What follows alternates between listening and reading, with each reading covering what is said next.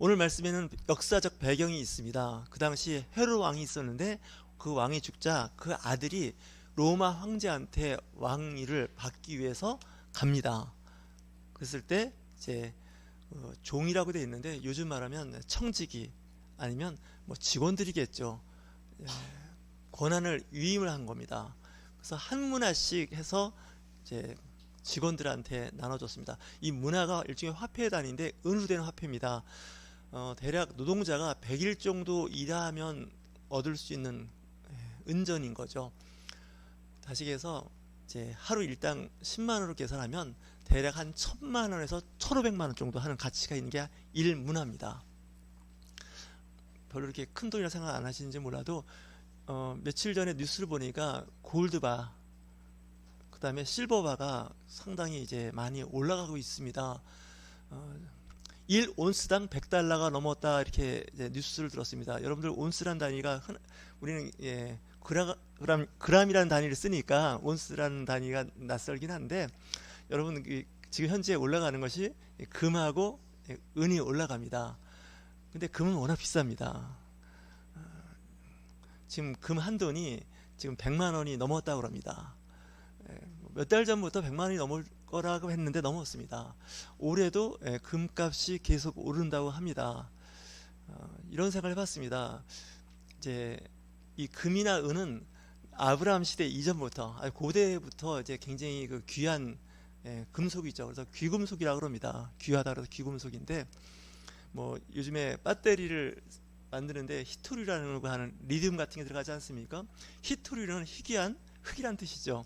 근데 이 금속, 이 메탈은 종류가 굉장히 많습니다. 굉장히 많은데 일반적으로 환금성이라 그러죠.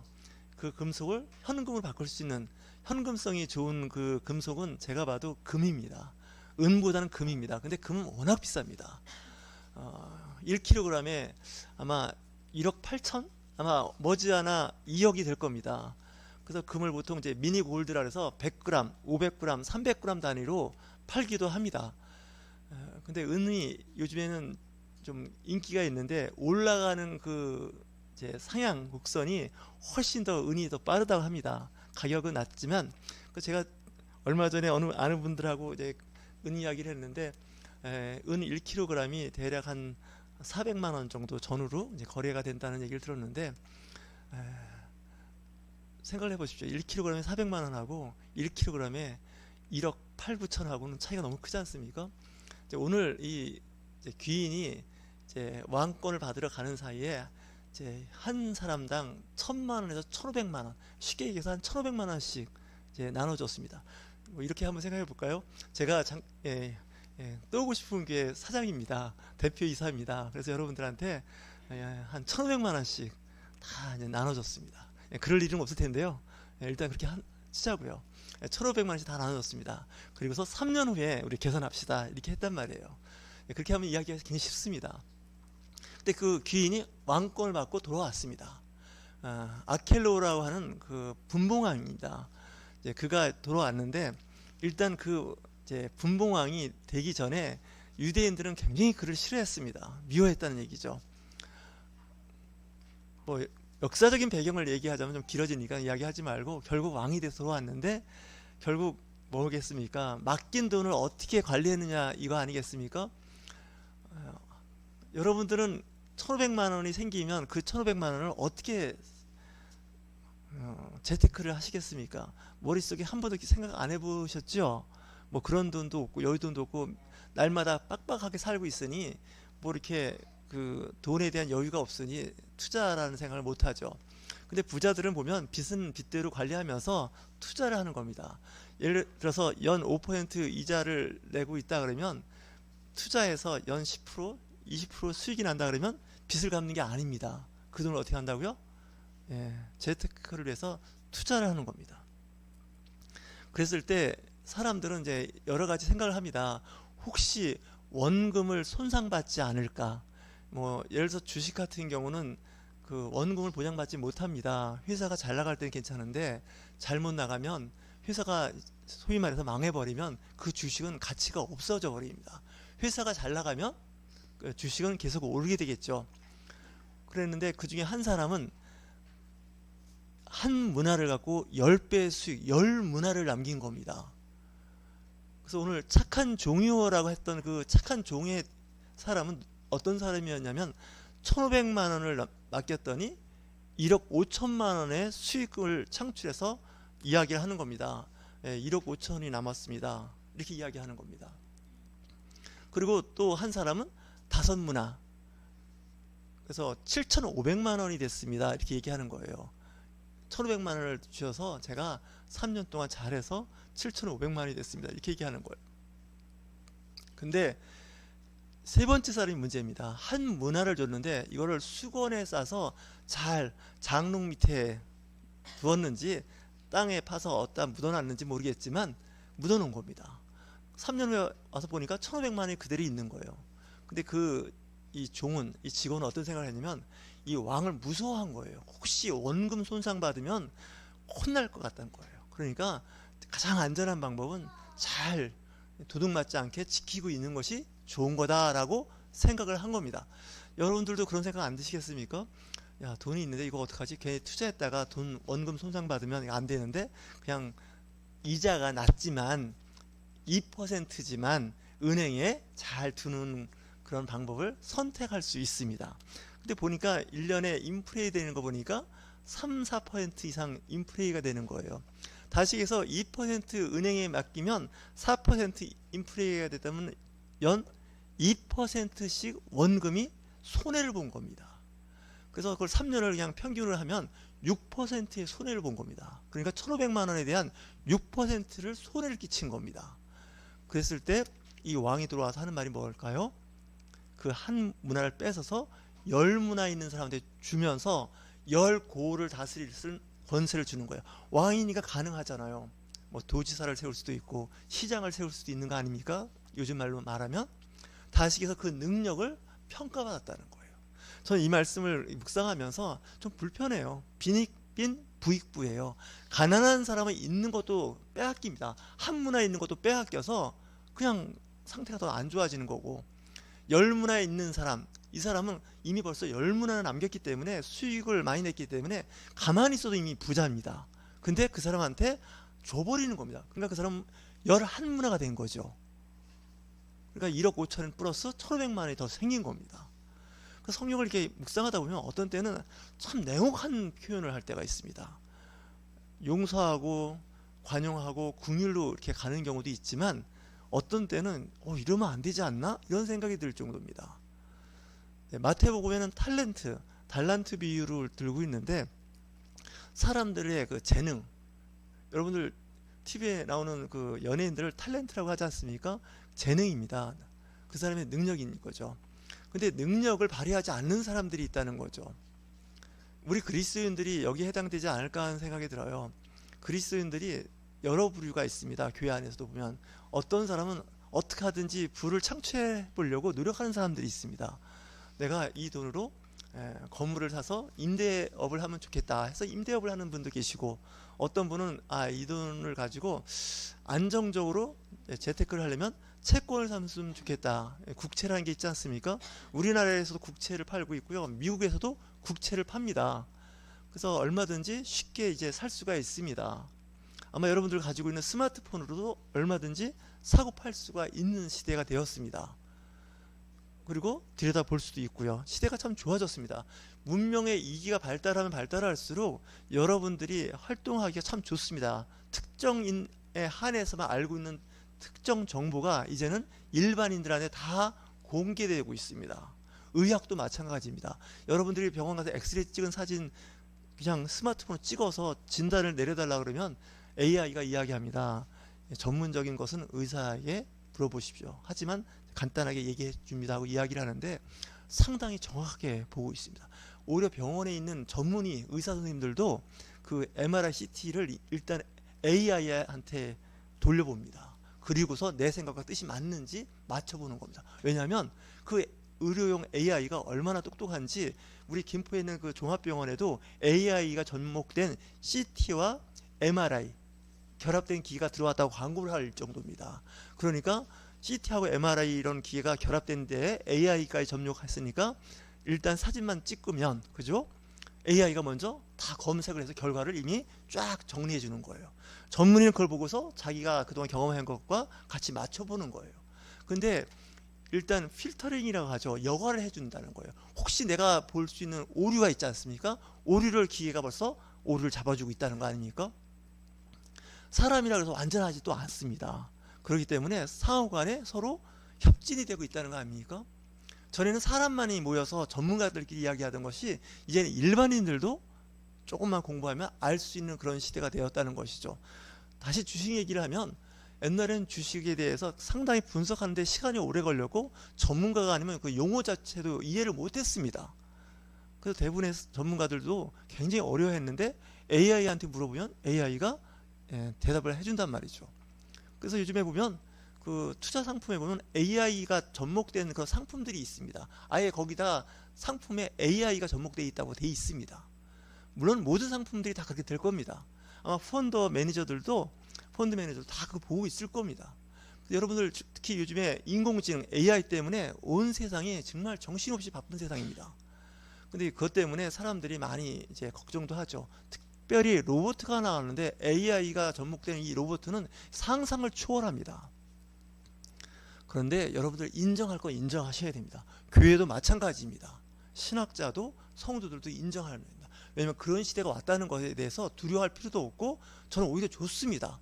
왜냐하면 많은 부분들이 아주 간단하게 쉽게 해결할 수 있는 일들이 너무나 많은 거예요. 심지어는 교통사고 난 그 블랙박스의 동영상을 가지고 AI한테 물어보면 누가 어떻게 잘못했는지까지 다 설명을 해주고 있는 거예요. 그러니까 교통사고 관련된 뭐 조사관이나 형사나 이런 분들이 다 AI 한번 돌려보면 벌써 자기가 생각한 거가 맞는지 안 맞는지 다 알 수 있는 세상이 됐다는 거 아니겠습니까? 다시 해서 지금 한 문화 갖고 열 문화를 만든 사람이 있고 다섯 문화를 만든 사람이 있습니다. 근데 마지막 한 사람은 어때요? 시대를 무시한 사람입니다. 그게 은행에 넣어놨는지도 몰라요. 수건에 싸서 은행 이자만 의지한 거예요. 오늘 말씀해 보면 왜 은행에도 안 맡겼느냐 이렇게 나오는 거예요. 장롱 속에 넣은 거예요. 그러니까 은행 이자 이하에 지금 손해를 끼친 거예요. 다시 해서 주인 왕의 재산을 축낸 사람이에요.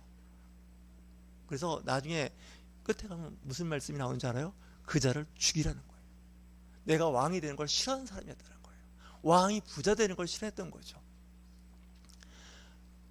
창세기에 요셉이 바로왕의 꿈을 해석하면서 국무총리가 됐지 않습니까? 국무총리가 됐습니다. 여러분 그 바로왕이 요셉을 국무총리로 세우는 바람에 누가 부자가 되는지 아십니까? 바로왕이 부자가 됐습니다.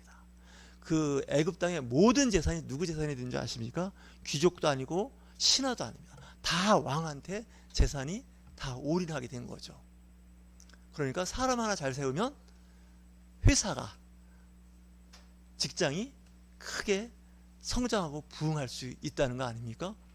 다시 해서 직원이 3명 있지 않습니까? 한 직원은 10문화, 한 직원은 5문화, 한 직원은 일 안 하고 노는 사람입니다. 재능을 발휘 안 하는 사람입니다. 그럼 어떻게 돼요? 그 한 명은 해고입니다. 해고입니다. 미안하지만 해고입니다. 그게 사회입니다. 그런데 사회가 그렇다면 하나님의 나라는 어떠냐? 똑같아요. 오늘 이 누가복음 19장 말씀이 아주 정말 불편한 말씀이에요. 가진 자는 더 부자가 될 것이고 없는 사람 있는 것도 더 가난해진다는 거 아니겠습니까? 여러분 생각을 할 때 좀 적극적인 생각이 필요합니다. 2026년은 여러분들이 그런 생각을 갖고 살았으면 좋겠습니다. 내 수중에 100만 원이 있는데 이 100만 원을 한번 시험해 보겠다. 연말까지 최소한 120만 원을 한번 만들어 보겠다. 그럼 어떻게 할 것인가? 연구를 해야겠죠. 공부를 해야 되겠죠. 물론 잘못하면 그 100만 원이 80만 원 될 수도 있습니다. 70만 원 될 수도 있습니다. 근데 잘하면 그 100만 원이 150만 원이 될 수도 있습니다. 그건 각자의 자기 자신이 노력하기에 달려 있습니다. 근데 많은 사람들이 겁이 나지 않습니까? 혹시 이거 날리면 큰 손해보면 이렇게 생각하는 거죠. 열 문화를 남긴 사람도 그런 생각을 했을 겁니다. 이 주인한테 이거 엄청나게 혼나는 거 아니야? 한 문화 1,500만 원을 맡겼더니 글쎄 돈이 다 없어지고 오히려 마이너스 1,000만 원 됐대. 이럴 수도 있다는 거 아닙니까? 세상 살다 보면. 근데 그게 사실은 많은 사람들이 걱정하는 부분입니다. 근데 모험이 그런 거 없이는 되는 게 없어요. 왜 벤처기업이라고 합니까? 벤처가 뭡니까? 모험을 한다는 뜻이에요. 될지 안 될지 아무도 모릅니다. 스타트업 업계도 마찬가지입니다. 10개가 있으면 7, 8개는 망한다는 겁니다. 그럼에도 불구하고 사람들은 합니다. 왜냐하면 좀 긍정적인 걸 보는 거죠. 희망을 바라보는 거죠. 가만히 있으면 안전합니다. 근데 그 안전이 점점점 무너진다는 거예요. 여러분 이제 고령화 시대를 살면서 과거에 살아온 것들을 쭉 이렇게 한번 시대를 한번 보십시오. 세상은 계속 확장되고 있거든요. 제가 3년 전에 어떤 그 집사님을 만났는데 저보고 그러더라고요. 목사님도 한번 투자 좀 해보세요. 그래서 난 투자 안 합니다. 투자할 줄도 모릅니다. 했더니 그러지 마시고 100만 원 갖고 한번 해보시라는 거예요. 아 근데 그 당시 100만 원은 고면서하고 현금 10만 원도 없던. 그래서 이제 얼마 전에 만났습니다.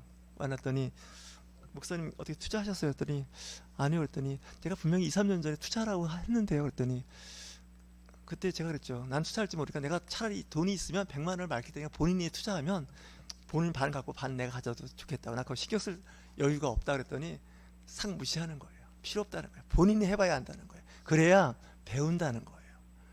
그냥 큰 돈 갖고 하지 말고 작은 돈 갖고 조금씩 조금씩 하면서 배워보라는 거예요. 사실 이 목사한테 집사가 할 말은 아닌데 하도 제가 하는 모양이 답답하니까 그런 얘기를 했던 것 같아요. 그래서 가만히 보니까 모두 한 사람 한 사람이 경제인이에요. 그죠? 그리고 뭐 재테크에 관심을 다 갖고 있어요. 다만 그걸 실천으로 옮기느냐 못 옮기느냐 그 차이가 있는 거죠. 근데 한 문화를 갖고 한 문화를 수건에 쌓아두었던 사람은 그냥 가만히 있었던 거예요. 제일 안전해요. 잊어먹을 일이 없어요. 그래서 안전한 일일수록 수익은 나빠요. 하지만 위험한 일일수록 어때요? 수익은 좋아요. 일종의 도박 같아요. 갬블이라 그러죠. 도박이에요. 그래서 잘한 사람은 괜찮은데 잘하지 못하는 사람은 굉장히 또 어려워집니다. 근데 사람들은 참 이상해요. 한국 사람들은 주식에서 손해봤다는 사람은 많아요. 정말 제 주변에 많아요. 주식에서 손해봤다고. 채권 사면 손해봤다는 얘기를 안 합니다. 채권은 약속을 하는 거기 때문에 그럴 리는 없어요. 하지만 채권은 은행이자보다는 좋습니다. 그리고 또 돈 빌려줘서 못 받았다, 뭐 보이스피싱 당했다, 뭐 사기 당했다, 이런 사람은 내 주변에 굉장히 많아요. 정말 듣는 게 다 그런 경우예요. 사기 당했다, 사람한테 잘못 소개받아하고 큰 손해 봤다, 이런 얘기는 듣는데 나 주식해서 돈 벌었다는 사람 못 들었고요. 투자해서 돈 벌었다는 사람, 그리고 또 나는 사기를 쳤다는 사람 더 못 봤어요. 분명히 사기를 쳤는데 사기 쳤다는 얘기를 한 번도 안 해요. 그러니까 사기 친 사람은 얘기 안 해요. 돈 버는 사람도 얘기 안 해요. 왜냐하면 그 순간 굉장히 힘들어진다는 걸 알아요. 그리고 손해본 사람은 더 이상 손해볼 게 없으니까 얘기하고 다녀요. 그러다 보니까 주변에 늘 손해보고 망한 사람들만 들리고 그거를 하면 안 된다는 생각으로 이렇게 머릿속에 박혀 있는 거예요. 그게 제가 보기에는 함정이에요. 분명히 세상은 확장되고 커진 건 사실이란 말이에요. 우리 그리스도인들이 잘 보셔야 돼요. 책을 읽을 때 행간을 읽으라는 말이 있잖아요. 그 문자대로 보지 말고 그 말씀 사이사이에 있는 어떻게 보면 표현되지 않은, 기록되지 않은 그 마음, 하나님의 마음이 있는데, 하나님은 여러분들이 부자 되기를 원하세요. 믿으십니까? 네, 별로 이렇게 하나님은 이제 그런 분이 아니라는 생각을 하실 수도 있어요. 근데 오늘 말씀은 특별히 그런 말씀을 하는 거예요. 왜 게으르고 사람을 믿지 못하고 그 미래에 대한 그 투자에 대한 두려움을 갖고 있느냐, 책망을 하는 거잖아요. 물론 이제 일부는 현금을 갖고 있고, 일부는 채권을 갖고 있고, 일부는 주식을 갖고 있고, 일부는 사채를 해서 또 개인한테도 빌려주고, 이렇게 사는 거예요, 인생은. 그러다 보니까 사채는 떼었고, 주식도 곤박지를 했고, 그런데 뭐는 남아있어요? 채권은 그냥 그대로 인정되는 거잖아요. 저는 교회가 성경 공부한다고 하면서 자꾸 성경 공부하는 게 올인할 게 아니라 좀 세상 공부 좀 했으면 좋겠어요. 좀 세상을 좀 알았으면 좋겠어요. 목사님이 가르쳐 주신 대로 했다가 손해 크게 봤어요.